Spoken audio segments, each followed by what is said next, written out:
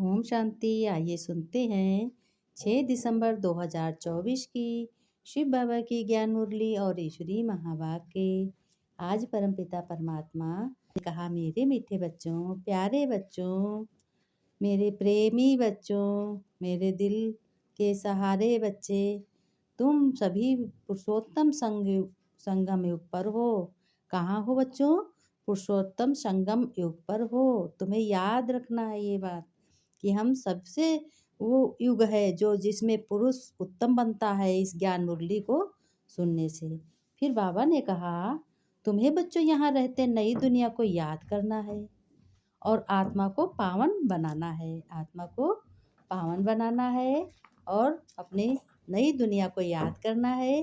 भगवान का ज्ञान सुनना है, भगवान के महावाक्य को सुनना है, भगवान के हवाले सब कुछ सौंप देना है। प्रश्न में बाबा ने कहा, बाप ने तुम्हें ऐसी कौन सी बच्चों समझ दी है जिससे बुद्धि का तुम्हारा ताला खुल गया है।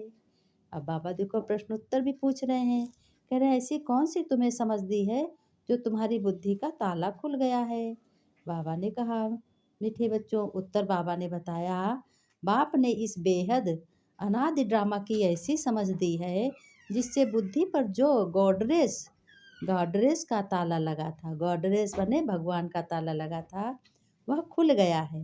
पत्थर बुद्धि से बच्चे सभी पारस बुद्धि बन रहे हैं और बन भी गए हैं।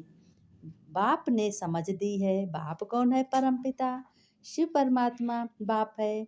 उसने समझ दी है। क्या समझ दी है? समझ दी है कि ये ड्रामा में हर एक एक्टर का अपना अपना अनादि, बाबा ने कहा, अपना अपना अनादि पार्ट है। अनादि पार्ट है यानी जो भी कर्म का लेखा जोखा है हम कर रहे हैं। जिसने कल्प पहले जितना पढ़ा है, जिन बच्चों ने पहले पढ़ा है वह अभी भी पढ़ेंगे। पुरुषार्थ करके सभी बच्चे अपना भगवान शिव पिता से वर्षा लेंगे। वर्षा माने अपना अधिकार लेंगे। तुम कितने श्रेष्ठ बच्चे हो, एक बार मन में सोचो अपने कि तुम भगवान के बच्चे हो। भगवान तुम्हें अपना अधिकार देते हैं, अपनी जायदाद देते हैं। तुम बच्चों को अधिकारी बनाते हैं कि बच्चों तुम्हारा अधिकार है यह इस जायदाद पे। भगवान जायदाद देते हैं, भगवान वसीयत करते हैं बच्चों पे। फिर बाबा ने कहा, रूहानी बच्चों के प्रति रूहानी बाप बैठकर क्या समझा रहे हैं? समझा रहे हैं कि बच्चे बाप समझाते हैं, सिखलाते भी हैं। जब से बाप का बना हूँ तब से ही टीचर भी है, तब से ही फिर सतगुरु के रूप में शिक्षा दे रहे हैं। ये तो बच्चे बहुत समझते हैं, जबकि वह बाप क्या है बहुत बार बता चुके हैं। बाबा ने कहा कि बच्चों बताओ वह बाप क्या है? क्या बाप है? बाप टीचर है, बाप गुरु भी है और बाप बाप भी है। तो छोटा बच्चा तो नहीं है ना बाप। बाप तो छोटा बच्चा नहीं है।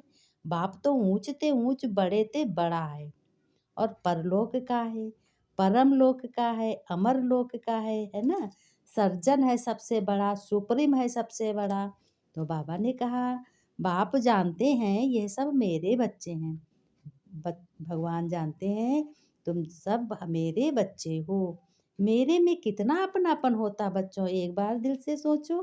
ड्रामा प्लान अनुसार पुकारा भी है तुम्ही सभी ने कि आकर के भगवान, पहले जनरल में तुम अपने अब सब संबंध जोड़े हैं भगवान से, परम पिता से, और पहले संबंध नहीं जुड़ा था।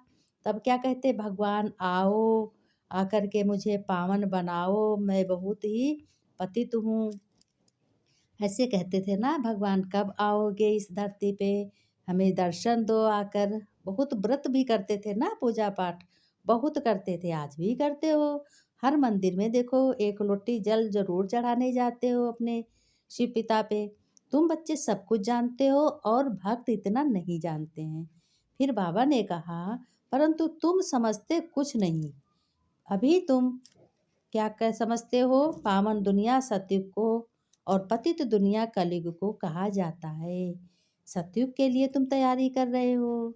कहते भी हो आकर के हमको रावण की जेल से छुड़ाओ बाबा, आओ जल्दी जेल से लिबरेट कर, दुखों से छुड़ाकर अपने शांति धाम सुख धाम में हमें भी बाबा ले चलो, उंगली पकड़ के ले चलो।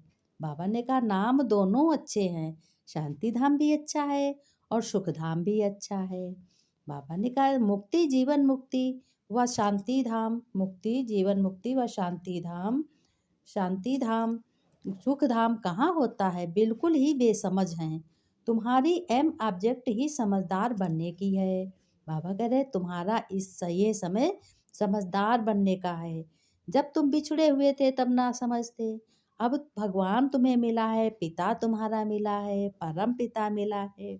और वो पिता एक बार सोचो कैसा पिता है, जो सदगत करता है, बड़ा सा बड़ा दुख में आकर के तुम्हारे को समझा नहीं देता है, तुम्हारे पुचकार लगाता है, कहता बच्चों चिंता मत करो मैं बैठा हूँ। जिस तरीके से तुम अपने बच्चों से कहते हो, बच्चों को नाज होता है कि हमारा बाप है तो हमें कौन क्या कहेगा, कोई कुछ नहीं कहेगा। तो बाबा भी कह रहे हैं बच्चों को भी यही समझ होनी चाहिए। बेसमझों के लिए एम ऑब्जेक्ट होती है कि ऐसा समझदार बनना है, सभी को सिखलाना है। अब एक दूसरे को बताओ, ये है एम ऑब्जेक्ट, मनुष्य से देवता बनना, यह है ही मनुष्यों की सृष्टि। बाबा ने कहा मनुष्यों से देवता बनना ये एम ऑब्जेक्ट है और यह मनुष्यों की सृष्टि है। वह है कलयुगों की सृष्टि। कलयुग जो है, जो अपने विचारों को बदलते नहीं हैं, बाप समान नहीं बनाते हैं, भगवान को नहीं जानते हैं, इधर उधर के गंदे कर्म करते हैं, वो क्या है, वो कलयुग की सृष्टि है। भगवान ने कहा देवताओं की सृष्टि, सतयुग में देवताओं की सृष्टि, तो जरूर मनुष्यों की सृष्टि कलयुग में होगी। अब मनुष्य से देवता बनना है तुम्हें, तो जरूर पुरुषोत्तम संगम युग भी होगा। वह है देवताएं, यह है मनुष्य। देवताएं हैं समझदार, बाप ने ही ऐसा समझदार बनाया है, भगवान शिव पिता ने समझदार बनाया है।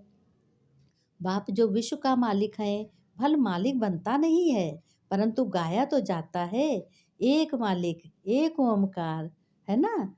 हाँ वही मेरा मालिक है, सब गाते भी हैं, गाया तो जाता है। बेहद का बाप बेहद का सुख देने वाला भगवान है, और बेहद का सुख होता ही है नई दुनिया में, और बेहद का दुख होता है पुरानी दुनिया में। जिस दुनिया में तुम रहे हो, कलयुग की दुनिया में एक दूसरे को सभी दुख देते हैं, क्या से क्या उसकी बातें घटा बढ़ाकर किया करते हैं। एक में कोई कमी निकली तो उस कमी को इतना बड़ा बना देंगे कि कुछ पूछो नहीं। और बाबा क्या कहता है, अपने बच्चों से समझ देता है, कहता बच्चों किसी की कमी को मत देखो, जब उसकी अच्छी बात को देखोगे, अच्छी बात को सुनोगे, तो उसकी कमियां झप जाएंगी, तो वो भी अच्छा बन जाएगा। बाबा ने कहा देवताओं के चित्र भी तुम्हारे सामने हैं। कैसे, देखो मंदिर में जाते हो तो कितने अच्छे देवताओं के चित्र हैं, जिन्होंने कल्प पहले पढ़ा है वही पढ़ेंगे। बाबा ने कहा ये अनादि ड्रामा बना है, पार्ट अपना अपना मिला है। ये हर एक एक्टर को, तुम सब एक्टर हो ना, इस वक्त तुम एक्टर हो और आगे भी एक्टर बनोगे ना। इस वक्त तुम ईश्वरी एक्टर हो, अपना अपना पार्ट बजा रहे हो, एक्टर में शूटिंग हो रही है ना पिक्चर में, तो तुम लोगों की पिक्चर ये ईश्वरी पिक्चर बन रही है। बाबा ने कहा किसी समय किसी को क्या पार्ट बजाना है ये नहीं किसी को मालूम है, ये अनादि बना बनाया ड्रामा है बच्चों। बाबा ने कहा आत्मा अपवित्र तो जेवर भी अपवित्र, नंबरवार तो होते ही है फीचर्स, एक्टिविटी एक न मिले दूसरे से, नंबरवार सब अपना अपना पार्ट है। बाबा ने कहा आत्मा को ही अपने बाप को याद करना है पावन बनने के लिए। तभी तो आत्मा पवित्र बनती है, भाई भाई आत्मा के संबंध में है। बाप कहते हैं इस समय तुम अपने को अशरीरी आत्मा समझो, अशरीरी आत्मा समझोगे यही तुम्हारा पुरुषार्थ है। तो बाबा ने कहा फिर औरों को भी रिफ्रेश करते हो, तुमको ज्ञान मिल रहा है फिर सदगति को पा लेंगे। बाप कहते हैं मैं स्वर्ग में नहीं आता हूँ, क्योंकि स्वर्ग में बच्चों बहुत सुखी होते हो तुम। हाँ, मेरा पार्ट है ही पतित दुनिया को बदलकर पावन दुनिया बनाना, यानी दुखी दुनिया को, पुरानी दुनिया को सुखी बनाना, पुरानी दुनिया को नहीं बनाना, दुखी आत्माओं को सुखी बनाना। बाबा ने कहा, वहाँ तो तुम्हारे पास कारून का खजाना होता है, कहाँ सतयुग में। तुम यहाँ तो कंगाल है सभी मनुष्य, जितने चाहे जितना धन भरा हो, फिर भी एक दूसरे का धन खींचने के लिए कहीं झूठ बोलते हैं, कहीं मक्कारी, कहीं धोखा करते हैं, करते ही रहते हैं। तो ये कौन सी दुनिया है? ये कैसी दुनिया है? ये काली दुनिया है, कलयुगी दुनिया। इसलिए बाप को बुलाते हैं, आकर बेहद का वर्षा दो आके बाबा। बाबा भी कहता है कि बच्चों, तुम बड़े ही समझदार हो, तुम्हारी बुद्धि में बहुत ही बैठना चाहिए। क्या बैठना चाहिए? कि बच्चे हमारे बहुत अच्छे हैं और बहुत ही श्रेष्ठ बन रहे हैं। बाबा ने कहा, बच्चों, तुम बहुत श्रेष्ठ बन रहे हो, तुम्हारे लिए बैकुंठ मैं तैयार कर रहा हूँ। जितनी अच्छी पढ़ाई पढ़ोगे, इस ज्ञान को समझोगे, अपने बाप से शक्तियाँ लोगे, लेकिन शक्तियों को यूज करना भी सीखो, है ना। कवच के अंदर रहो भगवान की शक्तियों के, तो उतना ही बाप का लव होगा। बाबा ने कहा, बच्चे, तुम बहुत सुखी हो, तुम्हारा घर परिवार बहुत सुखी होगा, क्योंकि तुमने सारा संबंध हमसे जोड़ा है। ये कौन कह रहा है? ये भगवान कह रहे हैं, परम पिता परमात्मा शिव कह रहे हैं कि तुम बहुत सुखी हो जाओगे, क्योंकि तुमने सारे बोझ हमको देकर तुम बच्चे हल्के बन गए हो। तुम थक गए थे बोझा ढोते ढोते, अब तुम हल्के बन गए हो। शिव बाबा ने कहा कि बाप की सवारी किस पर होगी? जैसे तुम्हारी आत्मा इस शरीर पर सवार है ना, शिव बाबा को अपनी सवारी तो है नहीं, तो उनको मुख जरूर चाहिए। नहीं तो राजयोग तुम्हें कैसे सिखाएंगे? प्रेरणा से तो नहीं सीखेंगे। तो ये सब बातें दिल में तुम्हें नोट करनी है कि परमात्मा की भी बुद्धि में सारी नॉलेज है ना, तुम्हारी भी बुद्धि में ये बैठना चाहिए। ये नॉलेज बुद्धि से धारणा करनी है, ये नॉलेज बुद्धि से धारणा करनी है। कहा भी जाता है तुम्हारी बुद्धि ठीक है, बुद्धि आत्मा में रहती है, ये आत्मा ही समझती है। बाबा ने कहा ना, मनुष्य लोग सितारा नाम सुनकर ऊपर में देखेंगे, लेकिन तुम सितारा नाम सुन अपने को देखते हो। धरती के फूल हो तुम, ज्ञान और योग में जो मस्त हैं वह बड़े हैं। कोई छोटे छोटे भी ज्ञान योग में तीखे होते हैं तो बड़ों को पढ़ाते हैं, नहीं तो कायदा है बड़े छोटों को पढ़ाते हैं। बाबा ने कहा, आजकल तो मिडगेट भी हो जाते हैं, यूं तो सब आत्माएं मिडगेट, आत्मा बिंदी है ना बच्चों, उनका क्या वजन करें, सितारा है। बाबा ने कहा, आत्मा तो बिंदी है, उनका वजन कुछ है ही नहीं। शिव बाबा ने कहा, तुम तो चैतन्य हो बच्चों, उनमें तो फिर बदल कुछ नहीं होता है।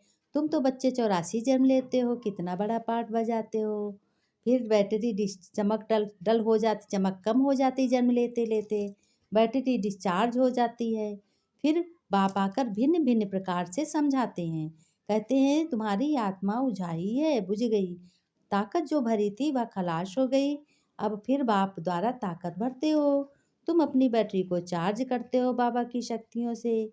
इसमें माया भी विघ्न बहुत डालती है, बाबा की ज्ञान मुरली से अपनी चैतन्य आत्मा को चार्ज करते हो, बैटरी चार्ज करने नहीं देती। कौन नहीं करने देती? माया। तुम बच्चे चैतन्य हो, तुम ही चैतन्य हो।